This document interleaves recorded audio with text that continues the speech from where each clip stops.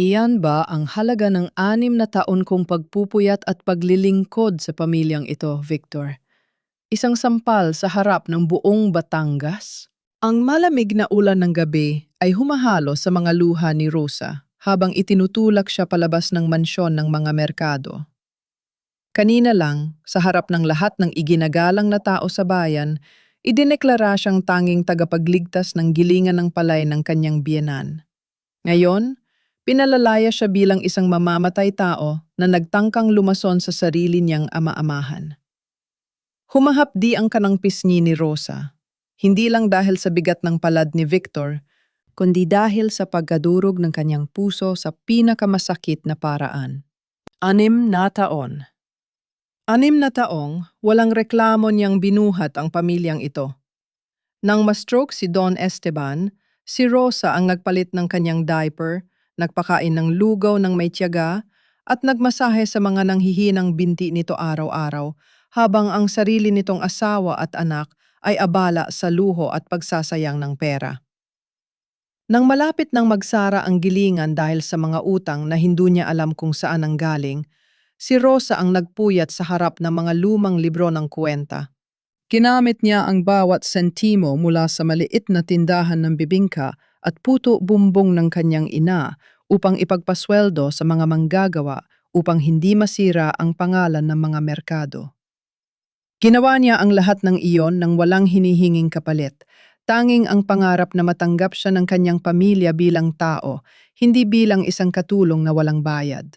Ngunit tila isang masamang panaginip ang lahat ng nangyari ngayong gabi. Kanina lamang, sa gitna ng marangyang selebrasyon ng ika-40 anibersaryo ng Gilingang Merkado, tumayo si Don Esteban mula sa kanyang wheelchair sa tulong ng isang baston. Sa harap ng mga negosyante, ng alkalde, at ng lahat ng manggagawa sa buong Batangas, hinawakan ng matanda ang nanginginig at magaspang na kamay ni Rosa. Humarap si Don Esteban sa mikropono at sinabi na si Rosa ang tunay na kaluluwa ng gilingan, ang nag-isang may karangalan na karapat at dapat magpatakbo ng negosyo ng pamilya. Iginawad ng matanda sa kanya ang 30% ng shares ng kumpanya. Umiyak si Rosa sa tuwa. Akala niya sa wakas, tapos na ang mga gabi ng pag-iyak sa sulok ng kusina habang naririnig ang masasakit na salita ng kanyang biyen nang si Lourdes na palaging nagpapaalala sa kanya na siya ay anak lamang ng isang mahirap na nagtitinda sa palengke. Subalit lumipas lamang ang ilang oras pagkatapos ng piging. Natagpuan si Don Esteban na walang malay sa kanyang lamesa sa opisina, may bula sa kanyang labi at nahihirapang huminga. Sa gitna ng kaguluhan, bago pa man makarating ang ambulansya, mabilis na pumasok si Lourdes kasama ang isang doktor na matagal na nilang kakilala. Sa halip na mag-alala sa asawa, may hawak na maliit na bote ng gamot si Lourdes. Tumingin si Lourdes sa mga kamag-anak at mga panauhin na nagkakatipon pa sa sala at sumigaw, sinasabing may lason ang gamot na ipinainom ni Rosa kay Don Esteban.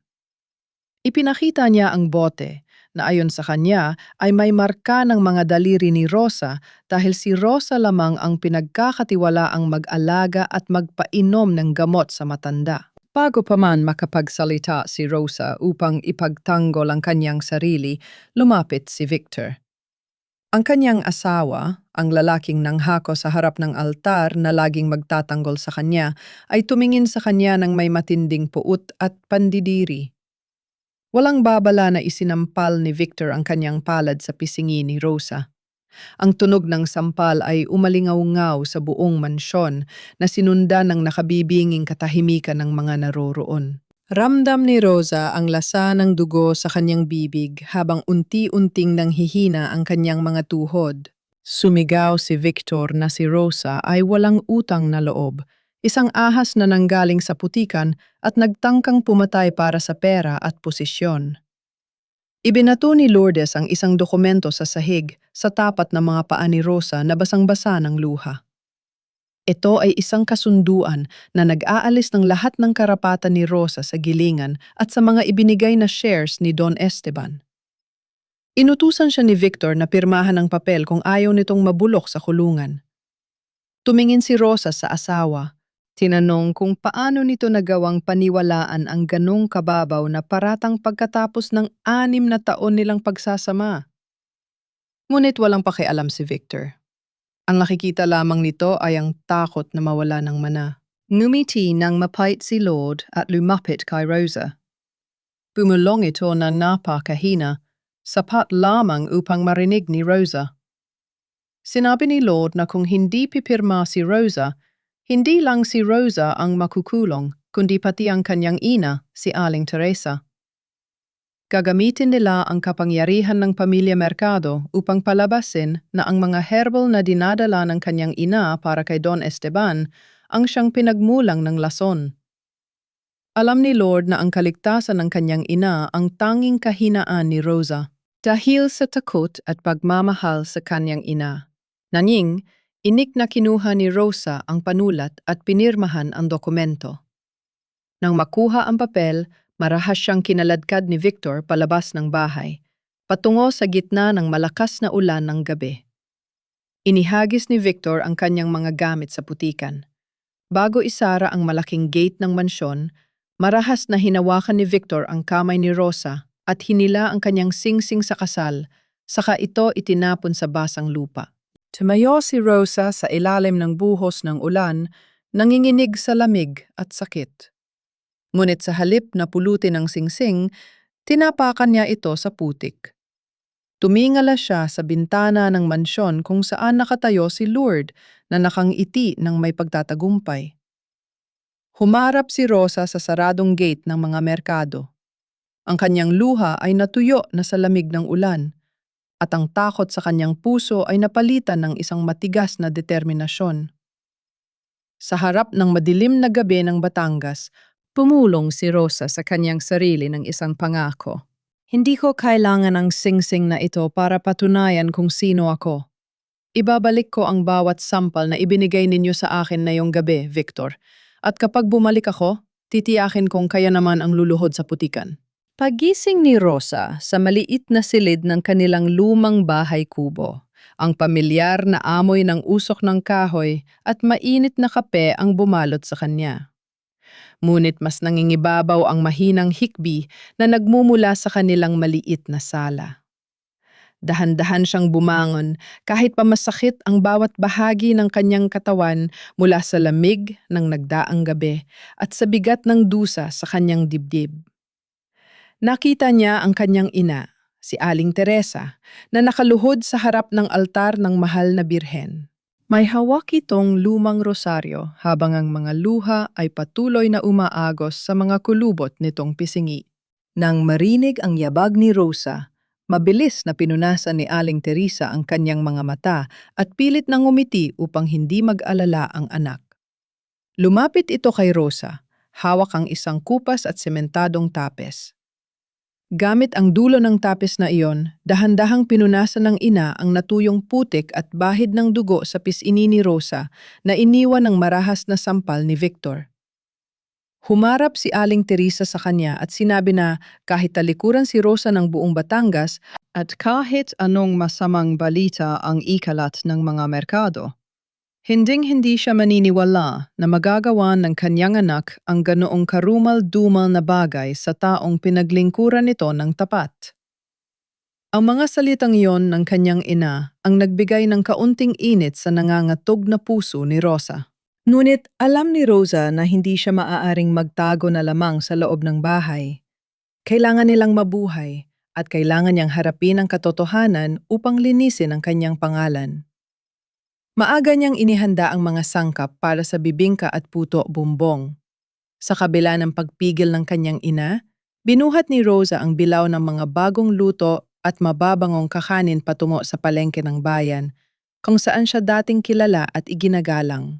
Ang palengke na dati ay lugar ng maiinit na pagbati, ay biglang naging pugad ng mga mapanghusgang mata.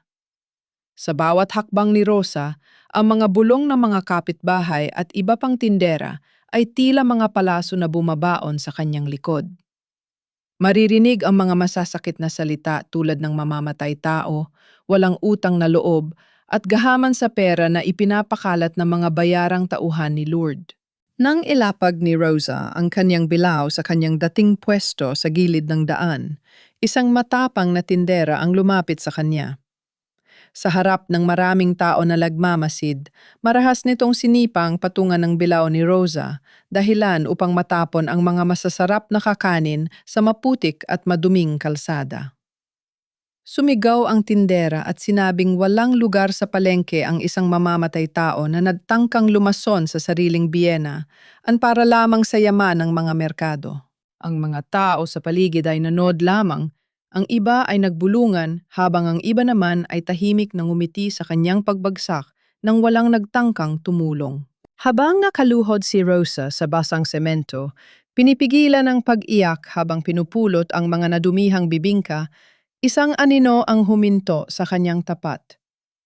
Inakala niyang isa pang pang-aapi ang darating, ngunit nang tumingala siya, nakita niya si Elias Cruz. Ang matapat na kapatas ng gilingang merkado ay dahan-dahang lumuhod sa tabi niya. Walang pakialam si Elias sa mga mapanghusgang tingin at bulong ng mga tao sa paligid. Tahimik at maingat niyang tinulungan si Rosa na ilagay muli ang mga kakanin sa bilao. Nang masiguro niyang maayos na ang lahat, hinawakan ni Elias ang braso ni Rosa upang tulungan itong tumayo at dinala siya sa isang mas tahimik na sulok ng palengke. Habang ginagawa ito, bumulong si Elias ng napakahina, sapat lamang upang marinig ni Rosa sa gitna ng ingay ng paligid. Sinabi ni Elias na nakita niya si Clarissa, ang kapatid ni Victor, na umiiyak at may hawak na maliit na bote sa labas ng opisina ni Don Esteban bago pa man ito mawalan ng malay ng gabing yon. Ang bulong na iyon ay tila isang liwanag sa madilim na isip ni Rosa. May ibang kasangkot sa nangyari, at ang katotohanan ay mas malalim kaysa sa paratang na ipinukol sa kanya. Nang sumapit ang gabi, tahimik na nakaupo si Rosa sa balkona, ng kanilang bahay kubo. Iniisip ang sinabi ni Elias habang pinapanood ang kadiliman ng paligid na binalot ng ingay ng mga kuliglig. Ngunit ang kapayapaan ay muling nawala nang mapansin niya ang isang marangyang sasakyan na pamilyar sa kanya. Isang mamahaling kotse ng pamilya Mercado ang dahan-dahang kumarada sa madilim na sulok ng kanilang eskinita. Nakapatay ang mga ilaw, ngunit buhay ang makina. Tila nagmamasid sa bawat galaw ng kanyang tahanan sa gitna ng dilim. Ang marahas at sunod-sunod na katok sa pintong kahoy ng kanilang bahay kubo ang bumasag sa katahimikan ng hating gabi. Mabilis na nagising si Rosa. Hinawakan niya ang kamay ng kanyang ina na si Aling Teresa upang pigilan itong lumapit sa pinto dahil sa kaba.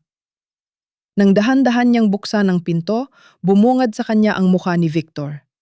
Mukha siyang balisa at pagod, ngunit naroon pa rin ang pamilyar na kayabangan sa kanyang mga mata habang pilit na pumapasok sa loob ng walang pahintulot.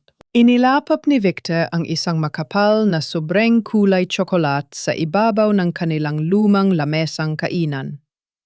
Sinabi ni Victor na ang sobrang iyon ay naglalaman ng malaking halaga ng pera, sapat na upang makabili sila ng bagong bahay at makapagsimula ng tahimik na buhay sa Maynila, malayo sa Batangas.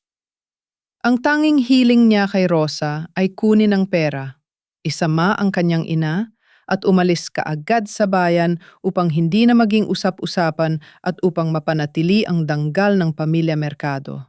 Tiningnan ni Rosa ang sobrang puno ng pera. Pagkatapos ay tumingin siya kay Victor ng may halong put at matinding pandidiri. Kinuha niya ang sobre at buong lakas na inihagis ito sa mukha ni Victor, dahilan upang magkalat ang mga papel na pera sa sahig ng kanilang kubo. Humarap si Rosa sa asawa at sinabing hindi kailanman mabibili ng pera ang kanyang karangalan at ang katotohanan.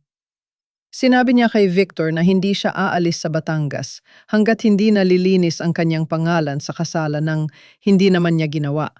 At hindi niya papayag ang mamuhay ang kanyang ina na may dalang kahihiyan. Tinawag niya si Victor na isang henong duwag na walang ibang alam gawin kundi magtago sa likod ng kapangyarihan ng kanyang ina na si Lord. Nagulat si Victor sa tapang ni Rosa na hindi niya kailanman nakita nung nagsasama pa sila. Galit na pinulot ni Victor ang mga nakalat na pera at umalis habang nagbabanta na pagsisisihan ni Rosa ang pagtanggi sa kanyang alok. Kinabukasan lihim na nakipagkita si Rosa kay Elias sa lumang kamalig na abandonado sa dulo ng bayan, malayo sa mga mata ng mga tsismis na kapitbahay. Doon, maingat na iniabot ni Elias ang isang lumang kwaderno na may takib na katad. Ito ang lihim na talaan ng pananalapi ng gilingan na tinago niya bago pa man kunin ng mga tauhan ni Lord ang opisina. Sa ilalim ng liwanag ng isang maliit na gasera, binuklat ni Rosa ang mga pahina ng kwaderno. Nakita niya ang kanyang sariling maayos na sulat kamay kung saan maingat niyang itinala ang bawat pondo at sweldo ng mga manggagawa sa nakalipas na mga taon. Ngunit sa mga huling pahina na isinulat bago ang anibersaryo, napansin niya ang sunod-sunod na malalaking bawas sa pera ng kumpanya na walang sapat na resibo o paliwanag. Ikinumpara ni Rosa ang mga petsa ng malalaking pagkawala ng pondo sa mga balita tungkol sa madalas na pagpunta ni Lord sa mga casino sa Manila na palihim nitong ginagawa. Eksaktong tumugma ang mga petsa. Doon niya napatunayan na ninanakawan ni Lord ang sarili nitong gilingan upang bayaran ang kanyang mga utang sa sugal at ginagamit nito ang kumpanya para sa pansariling luho habang si Rosa naman ang nagpapakahirap maghanap ng pondo para sa mga manggagawa. Habang sinusuri ni Rosa ang mga dokumento ng may matinding galit, hinawakan ni Elias ang kanyang balikat ng may pag-aalala.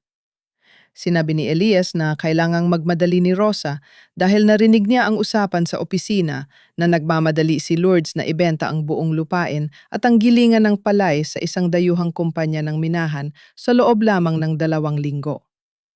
Kung mangyayari yon, mawawalan ng trabaho ang daan-daang manggagawa sa Batangas at tuluyan ng mawawala ang lahat ng patunay ng kasalanan ni Lourdes. Suot ang isang malaking panyo na nakatali sa kanyang ulo at lumang bestido.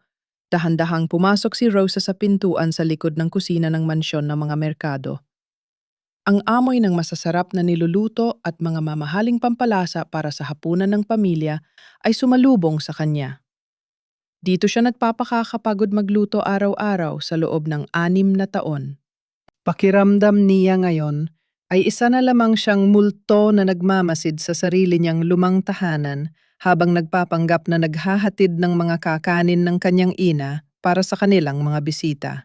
Habang abala ang mga katulong sa pag-aayos ng mga mamahaling kubyertos, dahan-dahang lumapit si Rosa sa bintana ng kusina na nakaharap sa hardin. Doon, nakita niya ang isang tagpo na nagpabilis sa tibok ng kanyang puso. Nakatayo si Lourdes sa ilalim ng puno. Hawak ng marahas ang magkabilang balikat ni Clarissa at marahas itong niyayanig habang nagsasalita ng may matinding galit. Umiyak ng malakas si Clarissa. Hawak ang kanyang dibdib habang tila nagmamakaawa sa kanyang ina. Bahagyang naririnig ni Rosa ang nang-inginig na boses ni Clarissa mula sa bintana. Sinasabi nitong hindi na niya kayang dalhin ang bigat ng kasalanan at kailangan niyang pumunta sa simbahan upang mangumpisal sa pare. Ngunit galit na tinampal ni Lord ang mga kamay ng anak, binalaan ito na kung magpapadala ito sa takot at magsasalita, mawawalan silang lahat ng yaman at makukulong sila. Kitang-kita ni Rosa kung paano ginamit ni Lourdes ang takot upang kontrolin ang sarili nitong anak. Matapos malaman ang balak ni Clarissa, mabilis na lumabas si Rosa at nakipagkita kay Elias na naghihintay sa labas ng bakod. Agad silang sumunod sa lumang simbahan ng bayan kung saan madalas pumunta si Clarissa kapag naguguluhan ang isip nito. Sa loob ng madilim at malamig na simbahan, nakita nila ang nanginginig na si Clarissa na pumasok ng madalian. Maputlang maputla ang muka at patuloy na nakatingin sa kanyang paligid na tila may umiusig sa kanya. Nakaluhod si Clarissa sa tapat ng estatwa ng isang santo. Umiiyak ng tahimik habang nakatakip ang muka sa kanyang mga nanginginig na kamay. Sa kanyang pagmamadali na kunin ang panyo sa loob ng kanyang bag upang punasan ang kanyang mga luha, may nahulog na isang maliit na bote na walang laman sa sementadong sahig ng simbahan. Pagkatapos ng ilang sandali ng pag-iyak at pagdarasal, Mabilis na tumayo si Clarissa patungo sa silid ng kumpisalan. Agad na lumapit si Rosa sa lugar na niluhuran ni Clarissa at pinulot ang naliit na bote. May nakasulat na kakaibang pangalan ng gamot sa etiketa nito. Ito ay isang malakas na pampatulog na kapag nasobrahan ang dosis ay maaaring magdulot ng mabilis na paghinto ng hininga at atake sa puso. Ang eksaktong nangyari kay Don Esteban ng gabing yon. Nang tangkay ni Rosa na sumunod kay Clarissa patungo sa kumpisalan upang kausapin ito. Narinig niya ang mabibigat na yabag ng mga sapatos sa pintuan ng simbahan. Mabilis siyang nagtago sa likod ng isang malaking haliging bato sa gilid. Mula sa kanyang pinagtataguan, nakita ni Rosa si Lourdes na may kasamang 2 maton na bantay na marahas na humarang sa daan ni Clarissa. Hinila ni Lourdes ang braso ng anak pabalik bago pa man ito makapasok sa kumpisalan habang si Clarissa ay nanginginig sa takot na pagtanto ni Rosa na patuloy na binabantayan ng malupit na ina ang bawat kilos ng kanyang sariling anak upang hindi lumabas ang katotohanan. Sa labas ng simbahan, napansin ni Elias ang 2 maton na nagbabantay sa pintuan upang siguruhing walang makalalapit habang hinahatak ni Lourdes si Clarissa. Agad na naisip ni Elias ang isang plano. Sumakay siya sa isang nakaparadang lumang jeepney ng kanyang kakilala at pinarada ito ng pahalang sa gitna ng kalsada malapit sa gate ng simbahan, dahilan upang magkabuhol-buhol ang trapiko. Bumusina siya ng malakas habang nakikipagtalo sa mga nakasakay sa ibang sasakyan. Dahil sa ingay, napilitan ang 2 bantay na lumabas ng simbahan upang tingnan kung ano ang nangyayari at upang malinis ang kalsada para sa sasakyan ni Lourdes. Ginamit ni Rosa ang pagkakataong ito.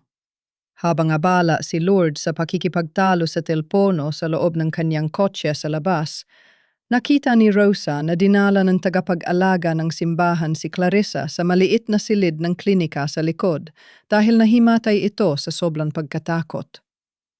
Nang makaalis ang tagapag-alaga upang kumuha ng tubig, dahan-dahang pumasok si Rosa sa klinika at sinarado ang pinto. Nang magkamalay si Clarissa at makita si Rosa sa kanyang harapan, napasigaw ito ng mahina.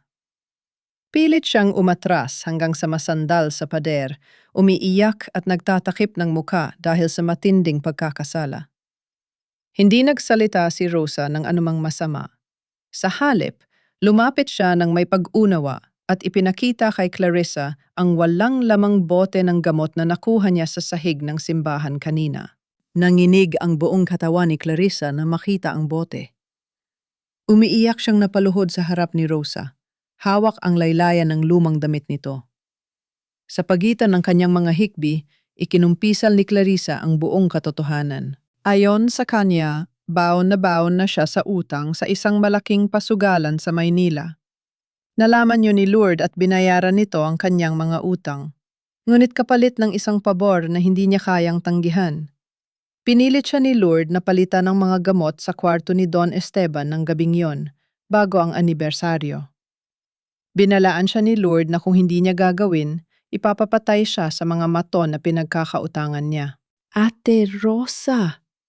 Umiyak na pakiusap ni Clarissa, hawak ng mahigpit ang kamay ni Rosa.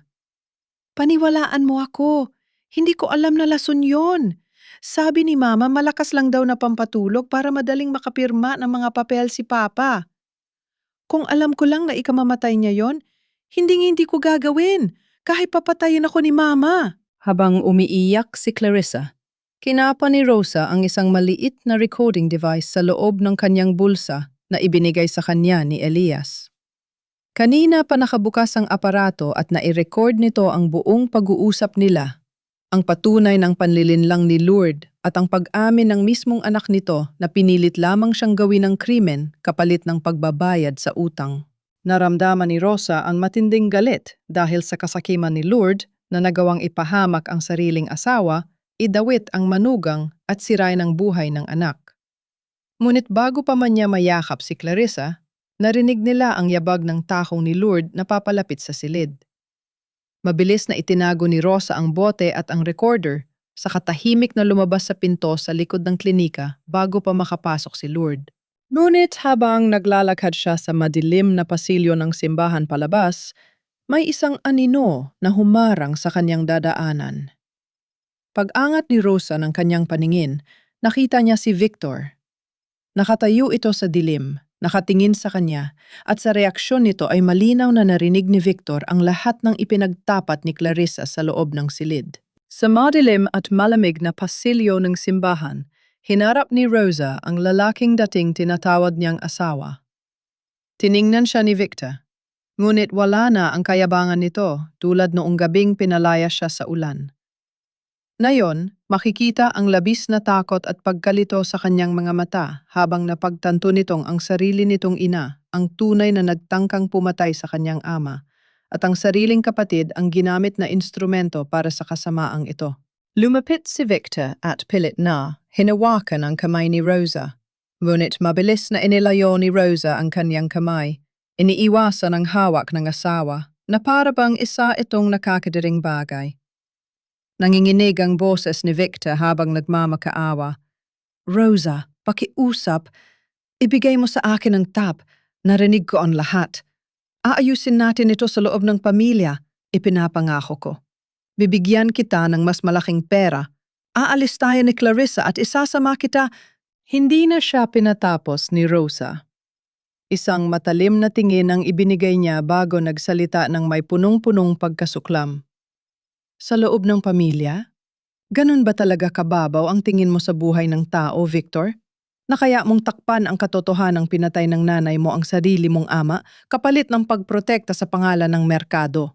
Pumuntong hininga ng malalim si Rosa. Ang mga alaala ng 6 na taong sakripisyo ay bumalik sa kanyang isipan. Ang mga gabing umuwi si Victor ng lasing. Ang mga araw na pinili nitong maniwala sa paninira ng ina kaysa ipagtanggol ang asawang nagpapakahirap magtayo ng kumpanya mula sa pagbagsak. Ang asawa ko ay namatay na nung gabing sinampal mo ako at pinaniwalaan ang kasinungalingan ng nanay mo. Malamig na dugtong ni Rosa. Hindi ako isang merkado na kayang bilhin ng pera. Wala ka ng lugar sa buhay ko. At patutunayan ko sa buong bayan na ikaw ay nanatiling isang henong duwag na nagtatago sa ilalim ng palda ng iyong ina. Walang nasabi si Victor habang pinapanood si Rosa na maglakad papalayo, dala ang tanghing sandata na maaaring magpabagsak sa pamilyang lagi nitong ipinadmamalaki. Kinabukasan, maagang nakipagkita sina Rosa at Elias kay Attorney Santos sa isang maliit na opisina sa kabilang bayan, malayo sa mga mata ni Lord. Ipinakinig ni Rosa ang pag-amin ni Clarissa na nakuha niya sa simbahan at ang talaan ng pananalapi na nakuha ni Elias mula sa lumang kamalig. Matapos pakinggan ang lahat ng ebidensya at makita ang desididong mga mata ni Rosa, mumiti si Attorney Santos, isang niting nagpapahiwatig ng higit pa sa nakikita. Inayos niya ang kanyang salamin at nagsalita. Akala ko hindi mo magagawa ito ng mag-isa, Rosa. Ngunit nakita mo ang katotohanan dahil hindi ka naging bulag. Napatingin si Rosa at Elias sa isa't isa dahil sa hindi inaasahang sinabi ng abogado. Sumandal si Attorney Santos sa kanyang upuan. Ang totoo niyan, lahat ng ibinabato nilang bintang ay walang saysay kahit mula pa noong unang araw. Hindi nila maaaring ibenta ang gilingan o ang matarupa dahil naghanda na si Don Esteban ng isang dokumento bago pa nangyari ang anibersaryo. Ang lahat ng ari-arian ay formal na ipinasa sa isang trust fund. At walang transaksyon na mangyayari nang wala ang pirma ng taong itinalaga niya. Habang pilit na inuunawa ni Rosa ang ibig sabihin ng abogado, may kinuha si Attorney Santos na isang pirasong papel kung saan naroon ang isang mapa at direksyon. Iniabot niya ito kay Rosa. Kung gusto mong malaman ang huling hakbang bago mo tuluyang labanan si Lourdes, pumunta ka sa St. Jude Monastery sa kabilang bundok bukas ng maaga. Seryosong sabi ni Santos bago ngumiti ng tipid. May isang taong naghihintay sa iyo, Rosa. Siya mismo ang nag-utos sa akin na ibigay ito sa iyo oras na patunayan mo ang sarili mo. Napakunot ang noo ni Rosa. Tumingin siya sa maliit na papel Hindi mawari kung sino pa ang maghihintay sa kanya habang papalapit ng papalapit ang araw ng bentahan na pinaplano ng kasabwat ni Lourdes. Bumuhos ang malakas na ulan kinabukasan habang sakay sina Rosa at Elias ng pampasaherong jeepney pataas sa palikolikong daan ng kabundukan. Nakatingin lamang si Rosa sa bintana. Tila nakikipagkarera sa bilis ng takbo ng jeepney, ang bilis ng pagkabog ng kanyang dibdib. Habang papalapit sila sa St. Jude Monastery na nakatago sa makapal na ulap at matataas na puno ng pino, halo-halong kaba at pag-asa ang nararamdaman niya tungkol sa misteryosong taong binanggit ni Attorney Santos. Nang makarating sila sa luma at tahimik na monasteryo, sinalubong sila ng amoy ng nasusunog na insenso at ng mahinang boses ng mga nadarasal na madre. Tahimik silang iginian ni Sister Beatrice patungo sa isang maliit at tagong silid sa pinakadulo ng pasilyo. Pinuksan ng madre ang pinto at tumambad kay Rosa ang isang eksenang nagpatigil sa kanyang mundo. Nakaupo sa isang silyang de gulong, malayo sa mga mata ng Batangas, ay si Don Esteban. Siya ay payat at mahina, ngunit ang kanyang mga mata ay nanatiling matalim at may ningning, hindi katulad ng malamig at walang malay na anyo nito noong gabi ng anibersaryo. Dahan-dahan itong lumingon nang marinig ang pagbukas ng pinto, at nang magtama ang kanilang mga mata, pumatak ang luha ni Rosa bago pa man siya makapagsalita. Tumakbo siya palapit kay Don Esteban at lumuhod sa harap nito. Hindi alintana ang basang sahig at mga nanginginig na tuhod. Umiiyak niyang hinawakan ang manipis na kamay ng kanyang biyenan. Pilit na iniangat ni Don Esteban ang kanyang isang kamay at dahan-dahang ipinatungyon sa ulo ni Rosa. Pagpalain ka ng Diyos, Rosa. Patawarin mo ako at hinayaan kong masaktan kanila. Mahinang sambit ng matanda. Ngunit buo ang boses na nagpapakitang matagal na itong nakakapagsalita at nag-isip ng malinaw. Sa pamamagitan ng pag-alalay ni Elias sa usapan, ipinaliwanag ni Don Esteban na matagal na siyang nagdududa sa mga ginagawa ni Lourdes. Napansin niya ang patuloy na pagkawala ng pera at nakatanggap ng balita tungkol sa pagbebenta ng lupain ng gilingan. Upang maprotektahan ang kanyang pamana at makita ang tunay na kulay ng kanyang pamilya, nakiusap siya sa kanyang pribadong doktor na palabasin na patuloy na lumalala ang kanyang kondisyon, habang lihim na nakikipag-ugnayan kina Attorney Santos at Elias. Nang maganap ang pagkalason, kahit pamuntik na siyang mamatay dahil sa palpak na plano ni Lourdes, ginamit nila ni Elias ang pagkakataong iyon upang itago siya at tuluyang idiin si Lourdes. Bago pa man ang gabing iyon, matagal ko nang inilipat sa pangalan mo ang lahat, Rosa, sabi ni Don Esteban, kasabay ng pag-abot niya ng isang maliit na susi kay Rosa. Ito ang susi sa vault ni Attorney Santos na naglalaman ng dokumento ng trust fund. Walang bisa ang anumang pirma ni na Lord o Victor na hindi dumadaan sa iyo. Napayak si Rosa ng mapagtantong, hindi lang basta pamilya ang tingin sa kanya ni Don Esteban, kundi bilang tanging karapat-dapat na tagapagmana ng buong paghihirap ng pamilya Mercado. Hinawakan ni Rosa ng mahigpit ang susi. Nararamdaman niya ngayon na ang laban ay hindi na lamang para sa kanyang sarili o sa kanyang ina, kundi para patunayan na tama ang tiwala ng lagi-isang ama-amahan na naging mabuti sa kanya. Ngunit ang madamdaming pag-uusap ay naputol nang biglang tumunog ang lumang telpono ni Elias. Nang sagutin niya ito, mabilis na nag-iba ang kanyang ekspresyon at naging matigas ang kanyang muka. Humarap siya kay Rosa na may halong pangamba. Tumawag ang mga tauhan sa gilingan. Mabilis at pabulong na sabi ni Elias. Dumating na sina Lourdes at ang mga kinatawan ng kumpanya ng pagmimina, kasama ng pulisya.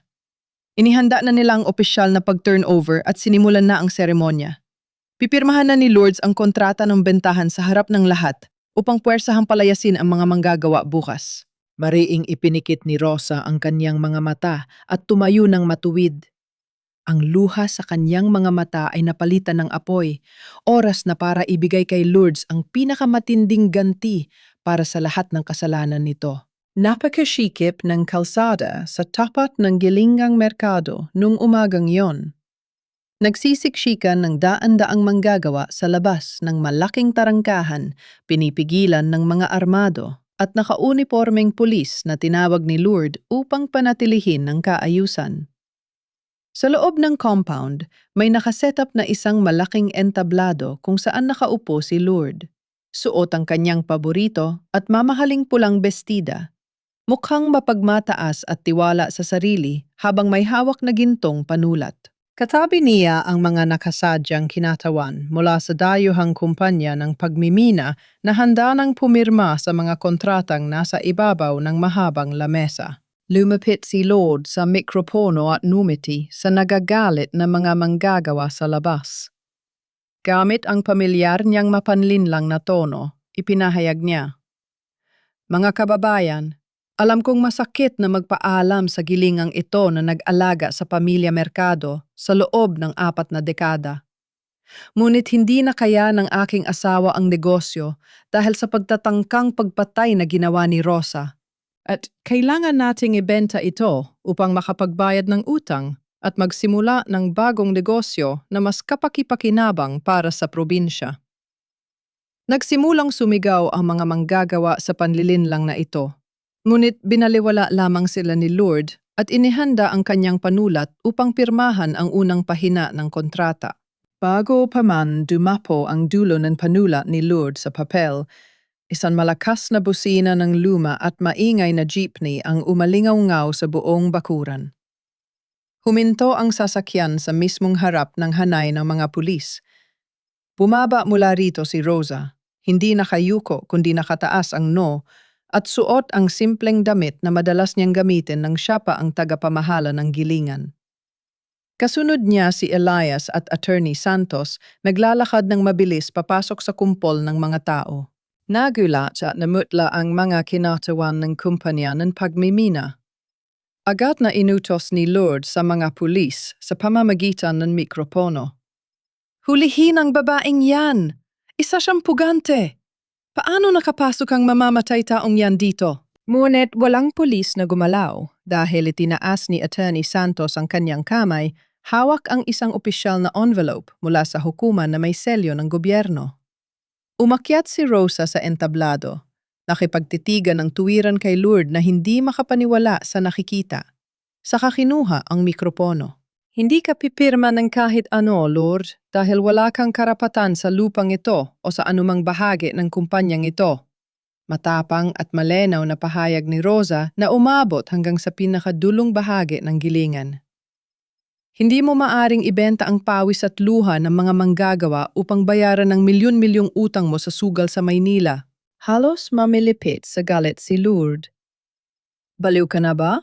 Nakapirma ka na sa dokumentong ibinigay sa iyo ni Victor? Nagbitiw ka na sa lahat ng karapatan mo at pinagtangkaan mo ang asawa ko?" Hinarap ni Rosa ang kinatawa ng kumpanya ng pagmimina at iniabot ang dokumento mula sa envelope na formal na binuksan ni Santos. "Ito ang opisyal na kopya ng Mercado Family Trust Fund," paliwanag ni Santos ng malakas. "Lahat ng ari-ariya ni Don Esteban ay legal na inilipat sa ilalim ng pamamahala ni Rosa Mercado 1 buwan pa bago siya mawala ng malay. Anumang pinirmahan niyang pagtangi noon sa ilalim ng pamimilit ay walang bisa. Ang tanging legal na pirma na kinakailangan upang ibenta ang kumpanyang ito ay kay Rosa. At bilang tagapamahala, hindi niya ito ibebenta." Tiningnan ng mga abogado ng kumpanya ng pagmimina ang dokumento at mabilis na tumango sa isa't isa. Pagkatapos ay binalingan ng may puot si Lourdes. Sumigaw sila tungkol sa pandaraya at pagpapapirma ng peking kasunduan na labag sa kanilang protocol. Umalingaw-ngaw ang hiyawan ng saya at pagpalakpak mula sa mga manggagawa habang nag-aalsa sila laban sa pamilyang matagal na nanloko sa kanila. Habang nagkakagulo, biglang inilabas ni Lourdes ang kanyang huling sandata. Inagaw niya ang mikropono at sumigaw, "Wala akong pakialam sa mga papel ninyo. Kung hindi ninyo ito ibebenta, walang magkakaroon ng kahit ano. Sunugin ang buong lugar." Napakanot no si Rosa, habang nagbabadyang lumingon patungo kay Lourdes. Ngunit bigla siyang hinila ni Lourdes nang mabilis palapit sa kanyang tabi at tahasang binulungan. Akala mo ba panalo ka na? Kanina ko pa pinabantayan si Esteban. Magtatagpo kayong dalawa ngayon din. Sa apoy. Madiin nitong bulong na tanging si Rosa lamang ang nakarinig bago itinulak nito si Rosa at mabilis na nag-utos sa kanyang mga bantay na magkakulo. Naging magulo ang buong paligid nang marinig ng mga manggagawa ang banta ni Lourdes. Naguunahan ang mga tao palabas ng entablado habang galit na umalis ang mga kinatawan ng kumpanya ng minahan. Sa gitna ng kaguluhan, bago pa man mag-utos si Lourdes sa kanyang mga tauhan, biglang tumunog ang telepono ni Rosa. Tiningnan niya ang screen at nakita ang numero ni Elias. Nagtaka siya dahil nasa kabilang dulo lang ng entablado ang kapatas, ngunit bago niya ito matawag, nakatanggap siya ng text message mula rin sa numero ni Elias. Nandito si Don Esteban sa lumang kamalig sa likod ng gilingan.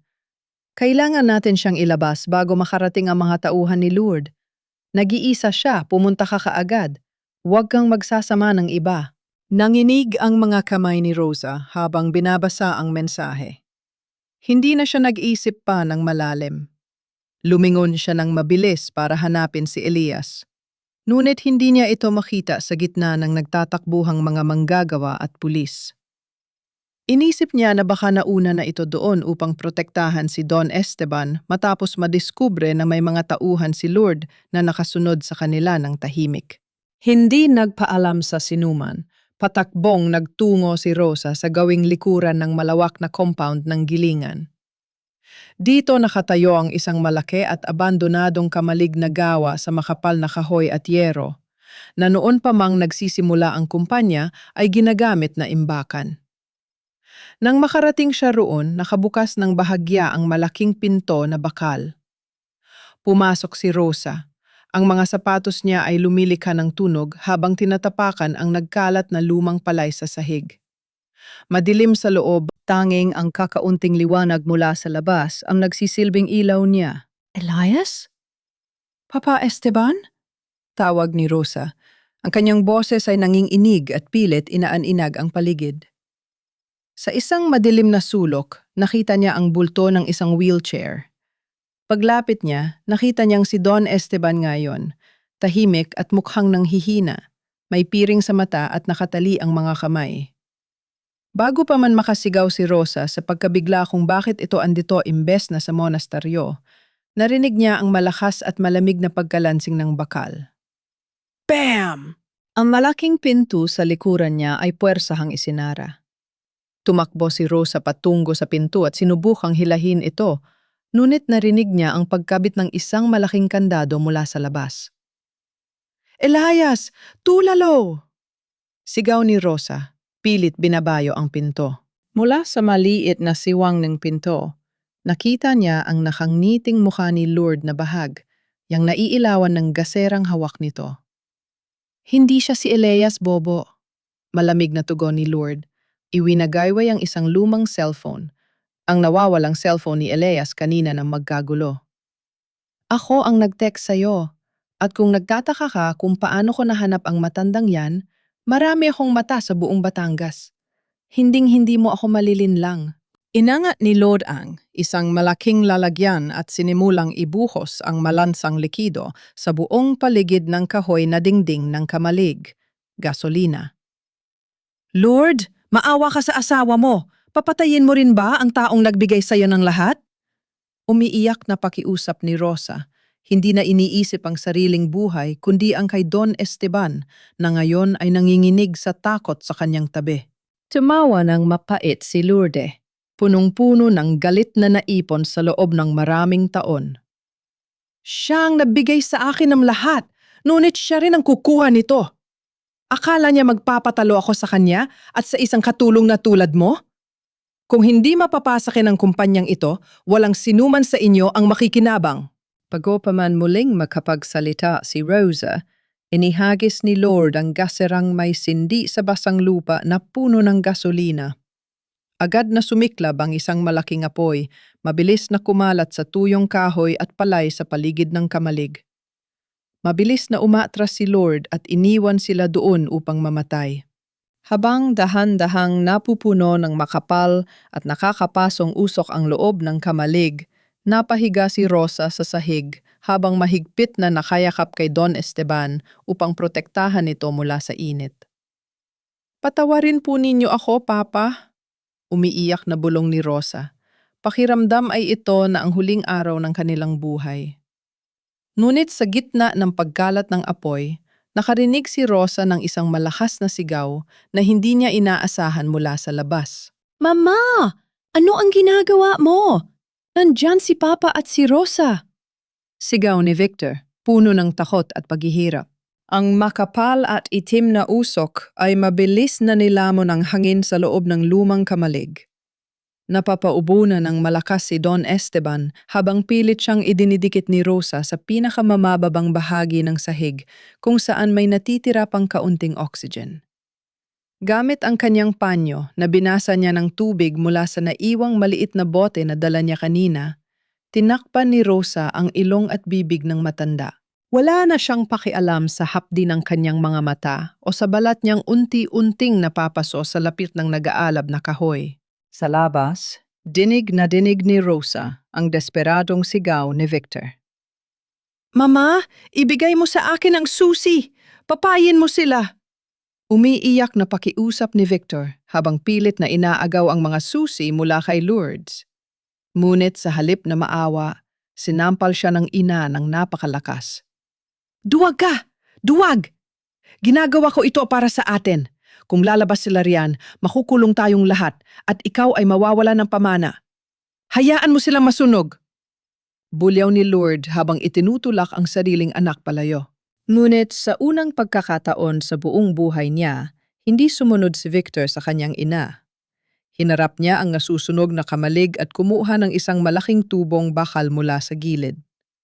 Sumugod siya patungo sa umiinit na pintong bakal at buong lakas na pinukpok ang kandado.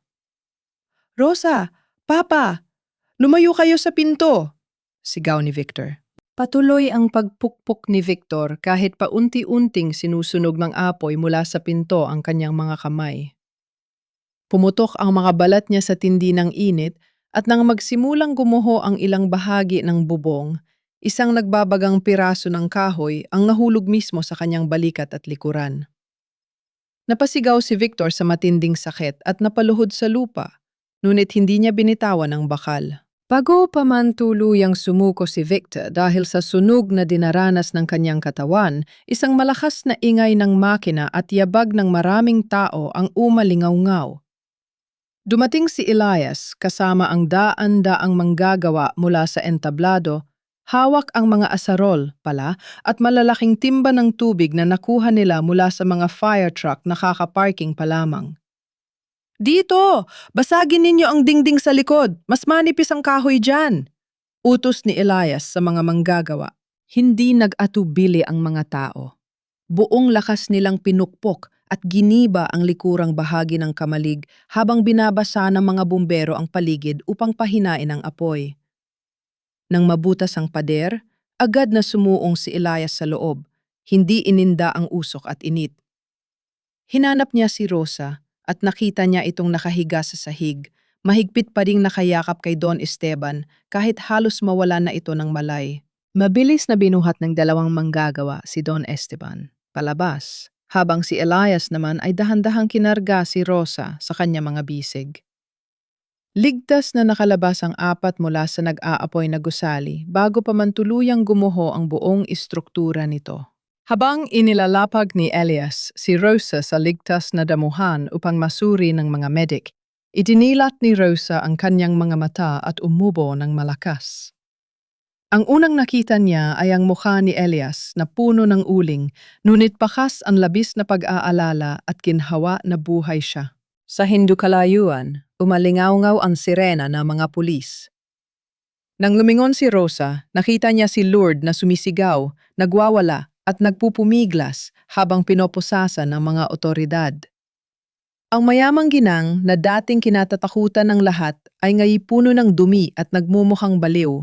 Inaresto hindi lamang dahil sa pagnanakaw at panloloko, kundi dahil sa tangkang pagpatay at panununog sa harap mismo ng napakaraming saksi. Sa kabila, Nakahiga si Victor sa isang stretcher.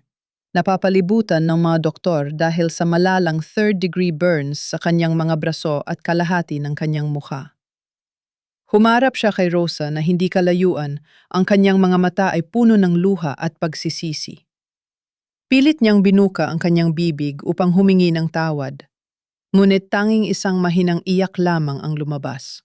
Tiningnan lamang siya ni Rosa ng may halong awa at pagtanggap na tapos na ang lahat.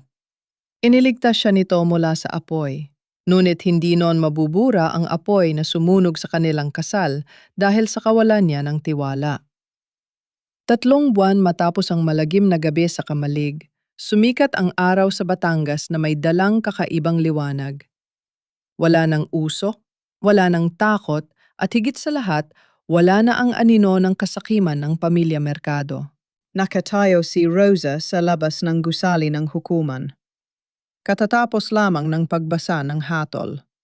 Dahil sa patotoo ni Don Esteban, ang audio recording mula kay Clarissa at ang mga saksi sa panununog, nahatulan si Lourdes ng habambuhay na pagkakakulong. Nang ilabas siya sa courtroom, suot ang kulay kahel na uniforme, tiningnan niya si Rosa nang may natitirang pot. Ngunit hindi na nakaramdam ng takot si Rosa. Tinugunan niya ito ng isang kalmadong tingin. Ang tingin ng isang babaeg na bawi na ang kanyang danggal. Sumakay si Rosa sa jeepney patungo sa isang maliit na ospital sa Maynila kung saan patuloy na nagpapagaling si Victor. Nang pumasok siya sa kwarto, nadatnan niya si Victor na nakaupo sa silyang de gulong, nakaharap sa bintana. Ang kalahati ng kanyang mukha at ang kanang braso ay nababalot pa rin ng bendahe dahil sa malalang pagkasunog nung iligtas niya ang kanyang ama. Nang marinig ang yabag, lumingon si Victor. Umusbong ang luha sa kanyang mga mata nang makita si Rosa. "Rosa, andito ka," mahinang sambit nito. Walang pagmamalaki o galit na inilapag ni Rosa ang isang brown envelope sa ibabaw ng maliit na mesa sa tabi ni Victor. "Ito ang mga papeles ng annulment, Victor. Nakapirma na ako. Kailangan ko na lang ang pirma mo para tuluyan na tayong maging malaa." Nakayuko si Victor habang hinahawakan ang mga papel. "Alam kong wala na akong karapatang humingi ng isa pang pagkakataon.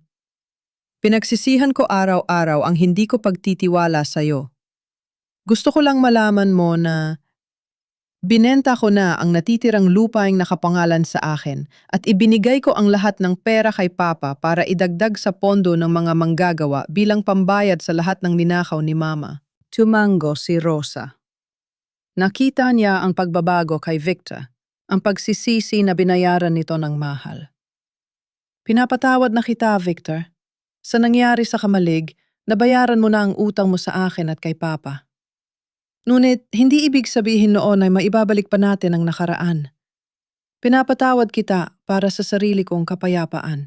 Habang umiiyak, nanginginig na kinuha ni Victor ang panulat at pinirmahan ang annulment papers.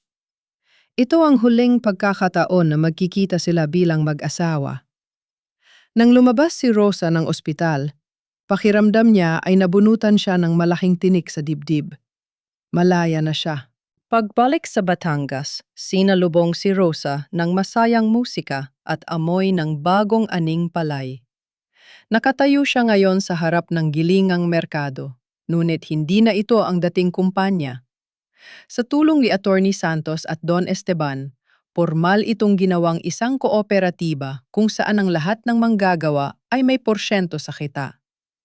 Binago rin ang pangalan sa karatula, Esteban and Rosa Agricultural Cooperative. Sa gitna ng pagdiriwang, lumapit si Don Esteban, na ngayoy masigla na ulit at naglalakad gamit ang isang baston.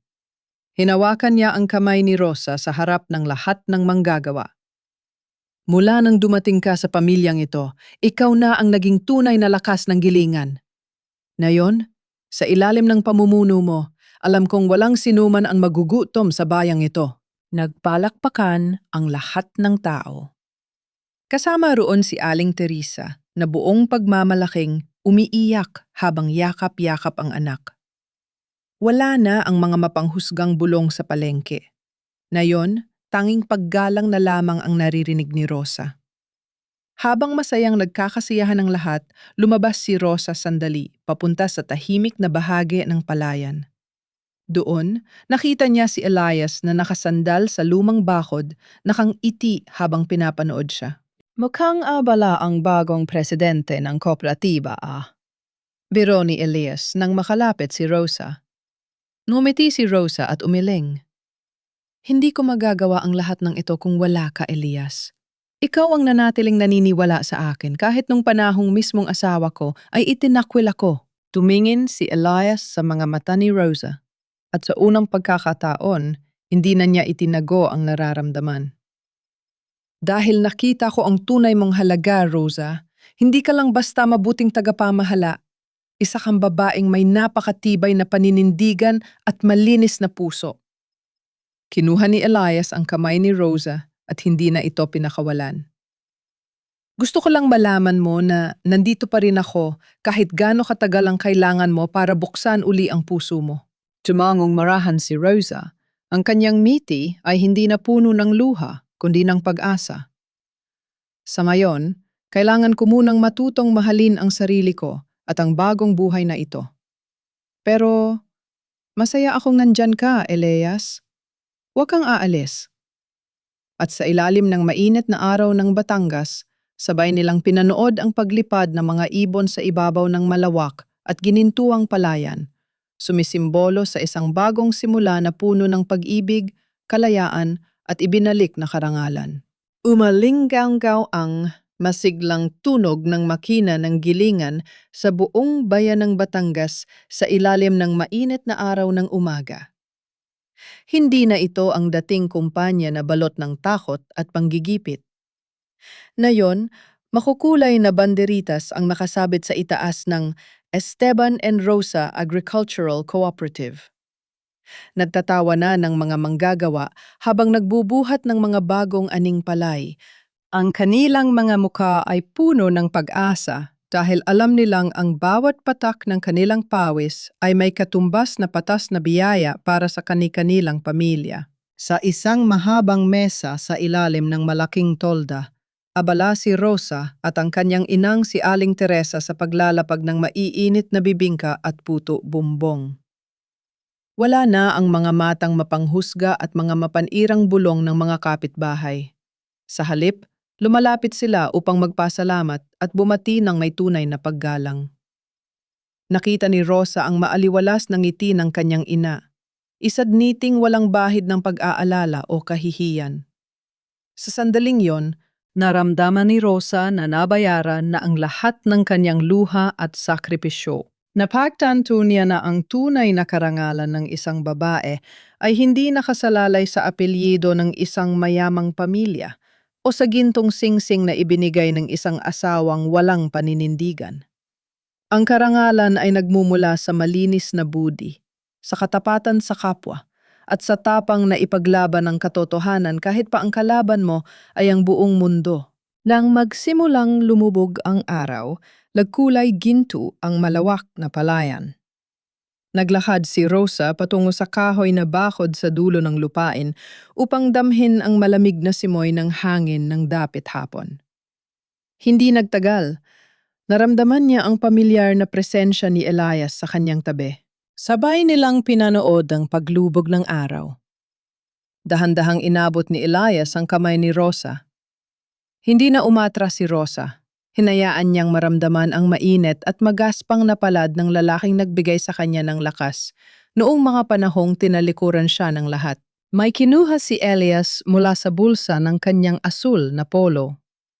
Hindi ito isang pelus na kahon na may mamahaling alahas.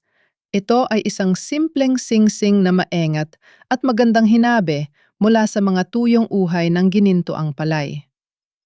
Inilagay ito ni Elias sa palad ni Rosa at tiningnan siya ng may matinding pagmamahal. Walang brilyante ang singsing na ito, Rosa? Malambing na sabi ni Elias habang nakatingin ng diretsyo sa kanyang mga mata. Hindi ito mabibili ng pera at wala itong maipagmamalaking halaga sa mata ng iba. Pero dala nito ang katapatan ko habang buhay. Isang pangako na hindi kita iiwan sa ulan at palagi kitang ipaglalaban. Tumingin si Rosa sa sing-sing nagawa sa pale at saka tumingin kay Elias.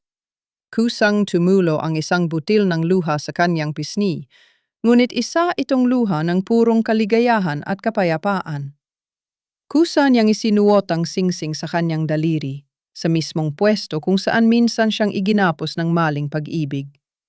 Ngayon, perpekto ang sukat nito, magaan at puno ng pag-asa. Ngumiti si Rosa at dahan-dahang isinan, talang kanyang ulo sa balikat ni Elias, habang pinapanood nila ang huling liwanag ng araw sa Batangas. Sa wakas, tapos na ang bagyo. Nagsisimula pa lamang ang tunay at payapang kabanata ng kanyang buhay.